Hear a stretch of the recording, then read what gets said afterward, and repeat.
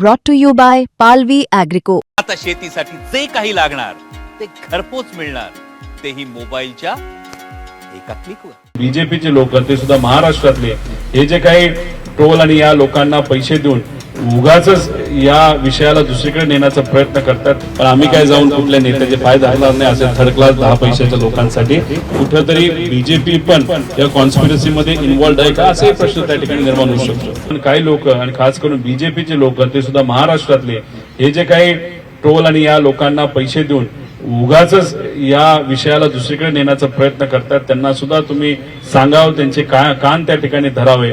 कारण तुम्ही जर बीजेपीचे ट्रोल अशा पद्धतीने जर इथं या इन्व्हेस्टिगेशनला या प्रेस कॉन्फरन्सला नाव खराब करत असतील तर लोकांच्या मनामध्ये एक शंका निर्माण झालेली आहे की असं का आणि ह्यांना इन्व्हेस्टिगेशन नकोय का, दादांच्या बाबतीत काय झालं हे यांना समजून घ्यायचं नाहीये का, मग यांना भाजप का सपोर्ट करते, असे वेगवेगळे प्रश्न हे लोकांच्या मनामध्ये त्या ठिकाणी निर्माण होत आहेत। त्याच्याच बरोबर असून अशा काही तिथं फिल्म इंडस्ट्रीमध्ये प्रोड्युसर आहेत त्यांना तिथं ब्लॅकमेल केलेलं आहे, बरंच काय आहे त्यांच्यावर काही एका टीव्ही माध्यमांनी सुद्धा केसेस केलेल्या आहेत।